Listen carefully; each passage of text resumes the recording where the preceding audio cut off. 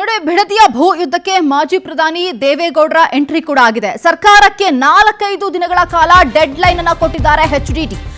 ಯೋಜನೆ ಕೈ ಬಿಡದೆ ಹೋದ್ರೆ ಸತ್ಯಾಗ್ರಹದ ಎಚ್ಚರಿಕೆಯನ್ನ ಕೂಡ ಕೊಡ್ತಾ ಇದ್ದಾರೆ. ರೈತರ ಪರವಾಗಿ ನಿಂತಿದ್ದಾರೆ, ರೈತರ ಪರವಾಗಿ ಹೋರಾಟವನ್ನ ಮಾಡುವುದಕ್ಕೂ ಕೂಡ ಸಿದ್ಧ ಆಗ್ತಾ ಇದ್ದಾರೆ. ಇಂತಹ ಇಳಿ ವಯಸ್ಸಿನಲ್ಲೂ ಕೂಡ ಹೋರಾಟದ ಹಾದಿಯನ್ನ ಹಿಡಿದಿರುವಂತದ್ದು. ಜೊತೆಗೆ ಈ ಯೋಜನೆ ಅಂದ್ರೆ ಏನಾದ್ರೂ ಕೈ ಬಿಟ್ಟಿಲ್ಲ ಅಂತಂದ್ರೆ ಸತ್ಯಾಗ್ರಹದ ಎಚ್ಚರಿಕೆಯನ್ನ ಕೂಡ ಕೊಡ್ತಿದ್ದಾರೆ ಮಾಜಿ ಪ್ರಧಾನಿ. ಸಿಎಂ DKಶಿ ಸರ್ಕಾರಕ್ಕೆ ದೊಡ್ಡಗೌಡರು ಕೊಡ್ತಿರುವಂತಹ ವಾರ್ನಿಂಗ್ ಇದು. ಜೂನ್ 25ರಂದು ಸಿಎಂಗೆ ಪತ್ರವನ್ನ ಬರೆದಿದ್ರು ದೇವೇಗೌಡರು. ಬಟ್ ಅದಕ್ಕೆ ಯಾವುದೇ ರೀತಿಯಾದಂತಹ ಪ್ರತಿಕ್ರಿಯೆ ಬಂದಿಲ್ಲ. ಈ ಹಿನ್ನೆಲೆಯಲ್ಲಿ ಬೇಸರವನ್ನ ವ್ಯಕ್ತಪಡಿಸ್ತಾ ಇದ್ದಾರೆ. ಮನವಿ ಪತ್ರದಲ್ಲಿ ಟೌನ್ಶಿಪ್ ಯೋಜನೆಯನ್ನ ಕೈ ಬಿಡಬೇಕು ಅಂತ ಹೇಳಿ ಕೋರಿಕೆಯನ್ನ ಮಾಡಿಕೊಂಡಿದ್ರು. ಬಟ್ ಅದಕ್ಕೆ ಸರ್ಕಾರ ಯಾವುದೇ ರೀತಿಯಾದಂತಹ ರಿಪ್ಲೈ ಮಾಡಿಲ್ಲ. ಹಾಗಾಗಿ ಅವರಿಗೆ ಬೇಸರ ಆಗಿದೆ. ಹೀಗಾಗಿ ಸರ್ಕಾರದ ನಡೆಯನ್ನ ಅವರು ಖಂಡಿಸ್ತಾ ಇದ್ದಾರೆ.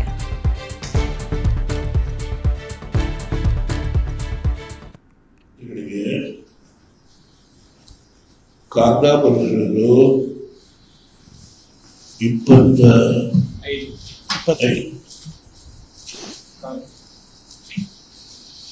ಇವತ್ತು ತಾರೀಖು 25 14 ಅಂದ್ರೆ 20 ದಿವಸದಿಂದ 20 ದಿವಸ ಆದರೂ ಕನಿಷ್ಠ ಪ್ರಮಾಣ ನಿಮ್ ಕಾಗದ ತಲುಪಿದೆ ಅಂತ ಹೇಳಿ ಒಂದು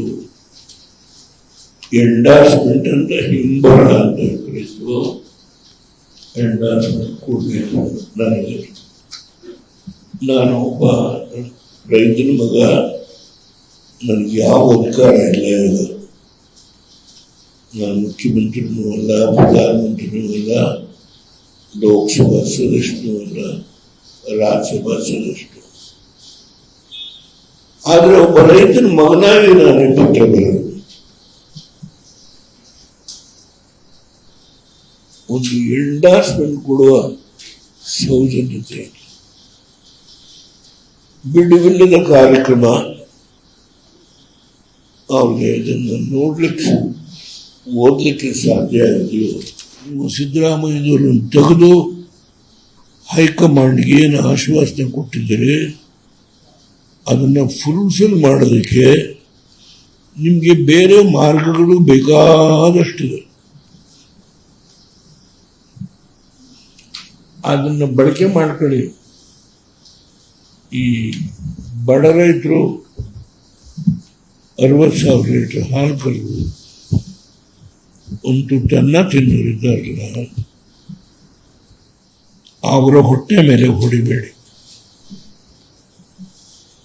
ನಾನು ಈ ಕಾಗದದಲ್ಲಿ ಹೇಳಿದ್ದೇನೆ, ನಾನು ಧರಣ ಕೂರ್ತೇನೆ, ನೀವು ಮುಂದುವರೆದ್ರೆ ಅಂತ ಹೇಳಿ ಮಹಾತ್ಮ ಗಾಂಧಿ ಸ್ಟ್ಯಾಚ್ಯೂ ಮುಂದೆ ಧರಣ ಕೂರ್ತೀನಿ ಅಂತಲೂ ಬರೆದಿದ್ದೆ. ನಾನು ಅಪೀಲ್ ಮಾಡ್ತಾ ಇದ್ದೇನೆ, ನನ್ನ ಸನ್ನಿವೇಶ ನಾವು ಗಮನಿಸ್ತಾ ಹೋದ್ವಿ HDD ಯಾವ ರೀತಿಯಾಗಿ ಮಾತನಾಡಿದ್ರು ಅಂತ. ಸರ್ಕಾರಕ್ಕೆ HD ದೇವೇಗೌಡರು ಒಂದು ಡೆಡ್ ಲೈನ್ ಅನ್ನ ಕೊಟ್ಟಿದ್ದಾರೆ. ಏನಂತ, ಸರ್ಕಾರಕ್ಕೆ 4-5 ದಿನಗಳ ಡೆಡ್ ಲೈನ್ ಅನ್ನ HDD ಕೊಟ್ಟಿರುವಂತದ್ದು. ರೈತರ ಮೇಲಿನ ಚಾರ್ಜ್ ಶೀಟ್ ಇದೆಯಲ್ಲ ಅದನ್ನ ವಾಪಸ್ ತೆಗೆದುಕೊಳ್ಬೇಕು. ನಿನ್ನೆ ಆದಂತಹ ಗಲಾಟೆಯಲ್ಲಿ ಚಾರ್ಜ್ ಶೀಟ್ ಅನ್ನ ಹಾಕಲಾಗಿದೆ, ಅದನ್ನು ವಾಪಸ್ ತಗೊಳ್ಳಿ ಅಂತ ಹೇಳ್ತಿದ್ದಾರೆ ರೈತರು. ಜೊತೆಗೆ ಅವ್ರಿಗಷ್ಟೇ ಅಲ್ಲ, ರೈತರಿಗೂ ಕೂಡ ಕಿವಿ ಮಾತನ್ನ ಹೇಳಿದ್ದಾರೆ. ಶಾಂತಿಯುತವಾಗಿ ನಿಮ್ಮ ಹೋರಾಟ ಇರಬೇಕು ಅಂತ ಹೇಳಿ. ಇನ್ನು ಈ ಬಿಡದಿ ಹೋರಾಟಕ್ಕೆ ಬಿಜೆಪಿಯಿಂದಲೂ ಕೂಡ ಬೆಂಬಲ ವ್ಯಕ್ತವಾಗ್ತಾ ಇದೆ. ಅವರು ಕೂಡ ಬೆಂಬಲವನ್ನು ವ್ಯಕ್ತಪಡಿಸ್ತಾ ಇದ್ದಾರೆ. ಈಗ ಆಲ್ರೆಡಿ ಬೇರೆ ಬೇರೆ ಕಡೆಗಳಲ್ಲೂ ಕೂಡ ನಾವು ಕೈ ಜೋಡಿಸ್ತೀವಿ ಅನ್ನುವಂತಹ ಮಾತನ್ನ ಹೇಳಿದ್ದಾರೆ. ಮಾಜಿ ಪ್ರಧಾನಿ HD ದೇವೇಗೌಡರು ಕೊಟ್ಟಿರುವಂತಹ ಹೇಳಿಕೆ ಇದು. ರೈತರ ಹೊಟ್ಟೆಯನ್ನ ಒಡಿಬೇಡಿ ಅಂತ ಹೇಳಿ ಸರ್ಕಾರಕ್ಕೆ ಮನವಿಯನ್ನ ಕೂಡ ಮಾಡಿಕೊಳ್ತಾ ಇದ್ದಾರೆ.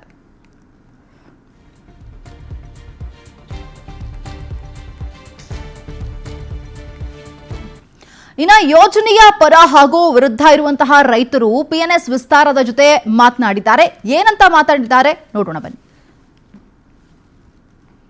ಕೊಡೋಕ್ಕೆ ಎಲ್ಲ ಒಪ್ಪಿಗೆ ಇದೆ. ನಮ್ಮದು 9 ಎಕರೆ ಫ್ಲಾಟ್ ಇದೆ, ಪ್ಲಸ್ ನಮ್ಮ ಇನ್ನೊಬ್ರದ್ದು 7 ಎಕರೆ ಇದೆ. ಎಲ್ಲ ಕೊಡೋಕೆ ಒಪ್ಪಿದ್ದೀವಿ. ಆದರೆ ಇಲ್ಲೇನಂದರೆ ನಮ್ಮ ಸರ್ವೆ ಮಾಡೋಕ್ಕೆ ಬಂದಾಗ ನಾವೇನು ಬೇರೆ ಏನು ತೊಂದರೆ ಮಾಡಲಿಲ್ಲ. ಆದ್ದರಿಂದ ನಮಗೆ ಬಂದು ತೊಂದರೆ ಕೊಟ್ಟಿದ್ದಾರೆ ಸರ್ವೆ ಮಾಡೋರಿಗೆ. ಪಾಪಚ ಅವ್ರಿಗೆಲ್ಲ ಹೊಡೆದಿದ್ದಾರೆ. ಒಬ್ಬ ರೈತನಿಗೆ ಕೂಡ ಹೊಡೆದು ಕಳಿಸಿದ್ದಾರೆ.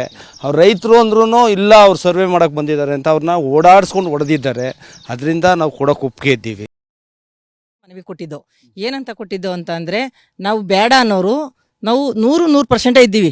ಇವ್ರು ಯಾರೋ ಊರಲ್ಲಿ ಒಂದು 5 ಜನ 3 ಜನ ಇದ್ದಾರೆ. ಅಂಥವ್ರನ್ನ ಕರ್ಕೊಂಡು ಈ ಬಾಲಕೃಷ್ಣ ಸರ್ನು ಈ ನಟರಾಜು ಅನ್ನೋರು ನಮ್ಮ ಮೇಲೇ ಎಲ್ಲ ಕಿತಾಪತಿ ತಂದಿಕ್ಕಿ ಅಲ್ಲಿ ಕರ್ಕೊಂಡು ಹೋಗೋದು, 500,000 ಕೊಡೋದು, ಏನು ಇಲ್ದವ್ರ ಮಹಿಳೆಯರವ್ರಿಗೆ ಅವರು ನಮ್ಮ ಕಡೆ ಅವರೇ ಅಂತ ಜಾಸ್ತಿ ಜನ ಸೇರಿಸ್ಕೊಳ್ಳೋದು, ಮಾತಾಡೋದು, ಈ ಥರ ಅವ್ರು ಮಾಡಿ ನಮ್ಮ ಮೇಲೇ ಬೆಂಕಿ ಇಕ್ತವ್ರೆ. ಕುಂಟೆ ಅದರಲ್ಲಿ ಮಕ್ಕಳಿಗೆಲ್ಲ ಅವ್ರಿಗೂ ಮನೆ ಇಲ್ಲ, ಮಠ ಇಲ್ಲ, ಅವ್ರಿಗೂ ಮನೆಗಳು ಕಟ್ಕೋಬೇಕು, ಮಕ್ಕಳನ್ನ ವಿದ್ಯಾವಂತರನ್ನ ಮಾಡಬೇಕು. ಇವಾಗ ನಮಗೂ ನೋಡ್ರಿ ಅರಕಲ್ ಮನೆಯಲ್ಲಿದ್ದೀವಿ, ಮನೆ ಕಟ್ಕೋಬೇಕು. ಅದಕ್ಕೆ ಏನೋ ಸ್ವಲ್ಪ ಹೆಚ್ಚಿಗೆ ಕೊಟ್ಟರೆ ಅವರು ಒಳ್ಳೇದು. ನಮಗೂ ನಾವೇನೋ ಕೊಡೋಕೆ ಒಪ್ಪಿಗೆ ಆಗೈತೆ, ನಾವು ಬರ್ಕೊಟ್ಬಿಟ್ಟಿದ್ದೀವಿ. 20% ಇದು ಪರ ಐತೆ, ಇದೆಲ್ಲ ಇದೇನೆ ಇರೋದನೇ. ನಾವು ಯಾರು ಕೊಡಲ್ಲ ಅಂತಾನೆ ಹೇಳ್ತಾ ಇರೋದು. ಇವರೇ ಎಲ್ಲ ಪಬ್ಲಿಕ್ ಮಾಡಿಕೊಂಡು ಹಿಂಗೆ ಅಳತೆ ಮಾಡೋಕ್ಕೆ ನಾವು 80% ಇದ್ದೀವಿ ಸರ್. ನಾವೆಲ್ಲ ನಮಗೆ ಕೊಡೋಕೆ ಏನಂದರೆ ಕೊಡ್ಬೋದು. ಇನ್ನು ನಮ್ಮಪ್ಪಂದು ಟೋಟಲ್ 3.5 ಎಕರೆ ಜಮೀನಿದೆ. ಈಗಾಗಲೇ ಈಗ ಏರ್ಪೋರ್ಟ್ ಅಂತ ಮಾಡ್ತಾವ್ರೆ. ಇನ್ನು ಮಿಕ್ಕಿ ಜಮೀನೆಲ್ಲ ಏರ್ಪೋರ್ಟ್ಗೆ ಹೋಯ್ತಾ ಇದ್ದೆ. ಅದರಿಂದ ಏನಂದರೆ ಅದು ಕೊಡೋಕ್ಕೆ ಅದು ಹೋಯ್ತು, ಇದು ಹೋಯ್ತು, ಎಲ್ಲ ಹೋಯ್ತು. ಈಗ ಇದೇನು ಮಾಡ್ತಾರೆ ಅಂದರೆ ಬೆಲೆ ಜಾಸ್ತಿ ಮಾಡಲಿ. ಈಗೇನು 2,14,00,000 ಮಾಡೋದಲ್ಲ. ಈಗ ಸರ್ಕಾರ DK ಶಿವಕುಮಾರ್ ಅವರು ಅವ್ರಿಗೆಲ್ಲ ಒಂದು ಸ್ವಲ್ಪ ಗಮನಿಸಿ ಇವ್ರಿಗೆಲ್ಲರಿಗೂ ರೈಟು, ಈಗ ಉಳಿದಿರೋರು ಯಾರ್ಯಾರು ಜಗಳ ಮಾಡ್ತಾರೋ ಅವ್ರಿಗೆಲ್ಲ ರೈಟ್ ಜಾಸ್ತಿ ಮಾಡಿಕೊಟ್ರೆ ಅವ್ರಿಗೂ ಅನುಕೂಲ ಆಯ್ತದೆ, ನಮಗೂ ಅನುಕೂಲ ಆಯ್ತದೆ. ಏನಿದೆ ಸ್ವಲ್ಪ ರೈಟ್ ಜಾಸ್ತಿ ಮಾಡಲಿ. ಅವ್ರಿಗೆ ಹೆಂಗೆ ಇವಾಗ ಅವರು ನಾವು ಜಮೀನು ಕೊಡ್ತೀವಿ ಅಂತ ಹೇಳಿದ ತಕ್ಷಣ ಹೆಂಗೆ ಬಂದು ಅವರು ಹೇಳ್ತಂಗೆ ಇವ್ರು ಮಾಡ್ತಾವ್ರೆ. ನಾವು ವಿರೋಧ ಮಾಡ್ತಾ ಇದೀವಿ ಅಂತ ನಾವು ಹೇಳ್ತಾ ಇದೀವಲ್ವಾ. 500 ದಿನ ಹೆಚ್ಚು ಕಾಲ ನಾವು ಹೋರಾಟ ಮಾಡ್ಕೊ ಬಂದಿದ್ದೀವಿ. ಆದರೆ ಅವ್ರು ನಮ್ಗೇನು ಹೆಲ್ಪೇ ಮಾಡ್ತಾ ಇಲ್ವಲ್ಲ. ನಮ್ಮ ಜಮೀನು ನಾವು ಬೇಡ ಕೊಡಲ್ಲ ಅಂತ ಹೇಳ್ತೀವಿ. ನಮ್ಮ ಜಮೀನು ಬಿಡ್ರಿ, ಅವ್ರ ಜಮೀನು ಮಾಡ್ಕೊಳ್ಳಿ ಅಂತ ನಮ್ದು ಇವಾಗ ಅವ್ರು JMC ಮಾಡ್ಕೊಳಕ್ಕೆ ನಮ್ದೇನು ಅಭ್ಯಂತರ ಇಲ್ಲ. ಆದರೆ ನಮ್ಮ ಭೂಮಿ ನಾವು ಕೊಡಲ್ಲ ಅಂತ ನಮ್ಮ ಭೂಮಿಗೆ ಬಿಟ್ಟು ಅವ್ರ ಜಮೀನು ಬೇಕಾದ್ರೆ ತಗೊಳ್ಳಿ.